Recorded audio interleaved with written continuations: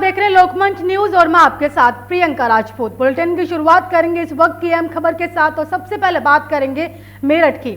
मेरठ में लगातार दूसरे दिन भी कत्ल का सिलसिला थमा नहीं है। सोमवार की सुबह मामूली विवाद को लेकर आक्रोशित पति ने धारदार हथियार से पत्नी की गर्दन काटकर हत्या कर दी। आरोपी पति ने थाने पहुंचकर वारदात की सूचना दी और पुलिस मौके पर पहुंचकर जांच कर रही है।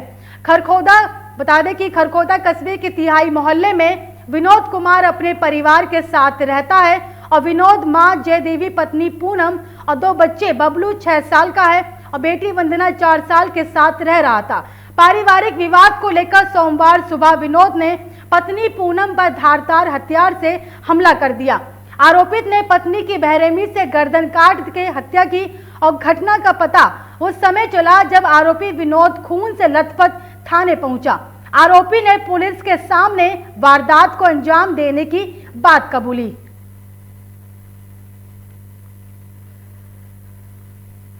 आपको बता दें कि खरखोदा के मोहल्ला तिहाई में एक पति के द्वारा पत्नी की धारदार हथियार से हत्या कर दी गई है। पति का नाम विनोद है, उम्र लगभग 35-36 साल है। इसने अपनी पत्नी की हत्या कर दी है। पति की गिरफ्तारी कर ली गई है, जो आला कत्ल है उसकी बरामदगी कर ली गई है। अभी प्रारंभिक पूछताछ में ये बताया गया है कि जो पत्नी थी वो धमकी देती थी कि मैं तुम्हारी हत्या कर दूंगी, तो उसी संशय में पति के द्वारा ये घटना की गई है। अग्रिम वैधानिक कार्रवाई।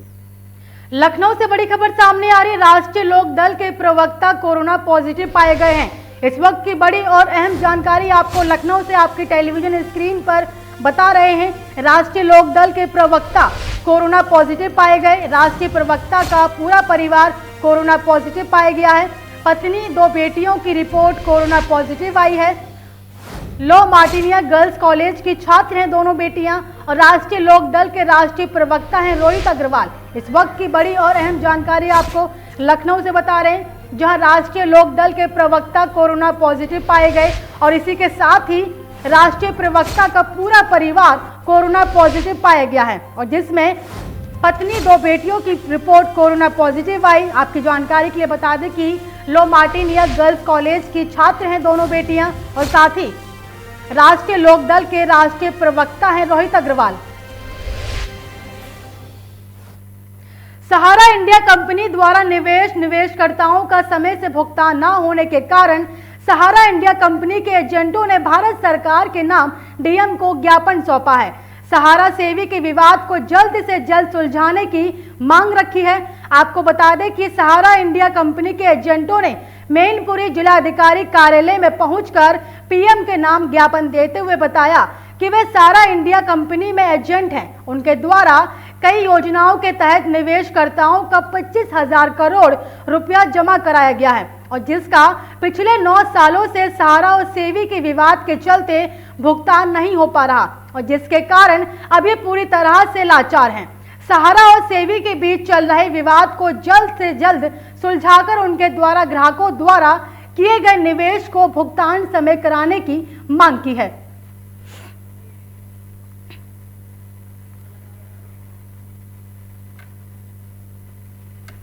इस खबर पर तमाम जानकारी के साथ हमारे संवाददाता अभिषेक फोन लाइन पर जुड़े हुए हैं। अभिषेक, सहारा इंडिया कंपनी को लेकर एजेंटों ने कंप्लेन की, क्या कुछ पूरी खबर है?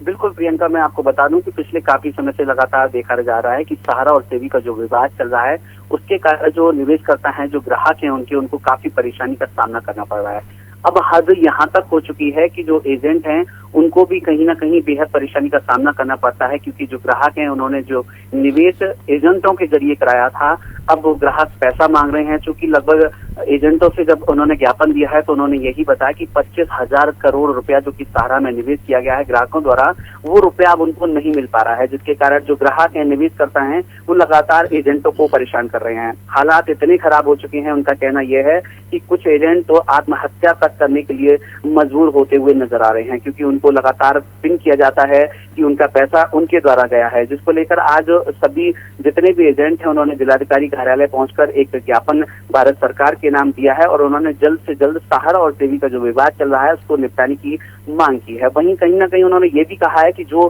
भुगतान जो होना है, समय से भुगतान होना है, उसका सहारा द्वारा समय से भुगतान भी कराया जाए। जी प्रियंका। चलिए अभिषेक, तमाम जानकारी के लिए आपका बहुत शुक्रिया। ये कि हम लोग आज विगत 8 साल से परेशान हैं। हमारा सारा से विवाद में करीब कंपनी का 25,000 करोड़ रुपये विवाद में फंसा हुआ है, जिसके तहत गरीब जनता का, जमाकर्ताओं का भुगतान नहीं हो पा रहा है। उस समस्या को लेकर हम लोग सभी कार्यकर्ता बहुत ज़्यादा परेशान हैं। बहुत से लोग आत्मदाह करने तक की कोशिश करने लगे हैं। रोजी रोटी से परेशान हैं, किसी तरह का कोई भी आय का स्रोत नहीं रहा है। दूसरा इधर पब्लिक भी हम लोगों को परेशान करती। पब्लिक कहती है पैसा तुम ले गए थे, तुम्हें देना है। हम लोग अपने हायर मैनेजमेंट से बात करते हैं तो हायर मैनेजमेंट हमसे ये कहता है कि जब सारा से विवाद सुलझेगा तब ये भुगतान संभव है। तो इसलिए हम अपनी डीएम साहब के माध्यम से माननीय प्रधानमंत्री जी और माननीय मुख्यमंत्री से गुहार लगाने आए हैं कि सारा से विवाद जल्द से जल्द सुलझाया जाए और ये गरीब जनता का, जमाकर्ताओं का भुगतान जल्द से जल्द शुरू कराया जाए। आपकी ओर से पहले भी कई बार ज्ञापन सौंपा गया है? जी, हम लोग ये दूसरी बार यहाँ पर आए हैं और इसी उम्मीद से आते हैं कि शायद आज नहीं तो कल भारत सरकार हमारी बात को सुन ले। और पूरे हिंदुस्तान की ये बात है, हर जिले में, हर प्रांत में इसी तरह का धरना प्रदर्शन और ज्ञापन वगैरह चल रहे हैं। मगर मंत्री जी को भी हम लोगों ने दिया है और सिर्फ भारत सरकार से यही मांग है, सिर्फ एक ही मांग है कि जितनी जल्दी से जल्दी हो सके। लखनऊ से बड़ी खबर आपको बता रहे, पीडब्ल्यू के 112 प्रमोटी अवर अभियंताओं पर कार्रवाई होगी और दूरस्थ शिक्षा से इंजीनियरिंग डिप्लोमा को रिव्यू कमेटी ने ठहराया अमान्य। इस डिप्लोमा के आधार पर प्रमोट किया गया था। अब अभियंताओं को पदावनत तय माना जा रहा है। इस वक्त की बड़ी और अहम जानकारी आपको लखनऊ से बता रहा है, जहां रिव्यू कमेटी ने कल विभाग के विभागाध्यक्ष को रिपोर्ट सौंपी। इस वक्त की बड़ी और अहम जानकारी आपको लखनऊ से बता रहे हैं, जहां पीडब्ल्यू के 112 प्रमोटी अवर अभियंताओं पर कार्रवाई होगी और दूरस्थ शिक्षा से इंजीनियरिंग डिप्लोमा को रिव्यू कमेटी ने अमान्य ठहराया है। इस डिप्लोमा के आधार पर प्रमोट किया गया था। अब अभियंताओं का पदावनत तय माना जा रहा है। तो वहीं पर रिव्यू कमेटी ने कल विभाग के विभागाध्यक्ष को रिपोर्ट सौंपेगी। इस खबर पर तमाम जानकारी के साथ हमारे संवाददाता निखिल रस्तोगी फोन लाइन पर जुड़े हुए हैं। निखिल, प्रमोटी अवर अभियंताओं पर कार्रवाई होगी, क्या कुछ पूरी खबर है?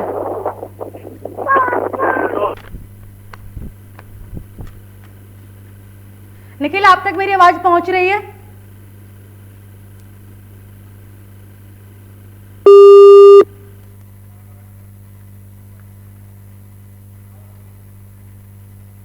लखनऊ से बड़ी खबर आपको बता रहे हैं, नोएडा में नए छात्रों में कोरोना की पुष्टि की गई है। 24 घंटे में 18 छात्रों में कोरोना की पुष्टि की गई और अब तक 200 से ज्यादा कोरोना छात्रों को कोरोना नोएडा में 24 घंटे में कुल 90 से ऊपर मरीज मिले हैं। नोएडा में कोरोना के 616 एक्टिव मरीज हैं।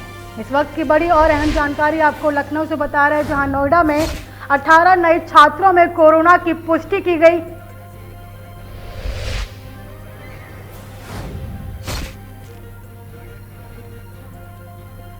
आपको इस वक्त की बड़ी और अहम जानकारी नोएडा से बता रहे हैं, जहां नोएडा में 18 नए छात्रों में कोरोना की पुष्टि की गई और 24 घंटे में 18 छात्रों में कोरोना की पुष्टि की गई है।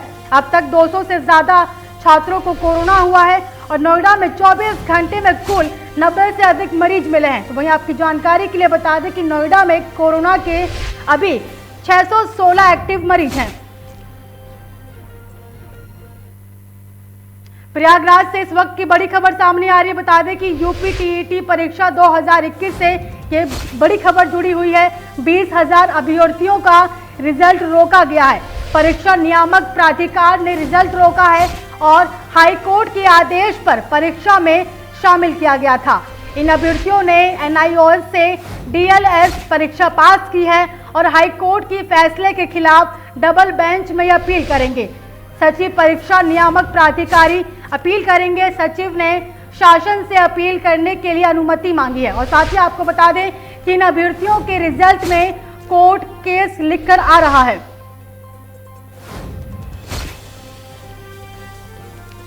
इस वक्त की बड़ी और अहम जानकारी आपको प्रयागराज से बता रहे हैं। यूपी टीईटी परीक्षा 2021 से जुड़ी हुई बड़ी खबर है, जहां 20,000 अभ्यर्थियों का रिजल्ट रोका गया है। परीक्षा नियामक प्राधिकारी ने के रिजल्ट रोका है और साथ ही हाईकोर्ट के आदेश पर परीक्षा में शामिल किया गया था।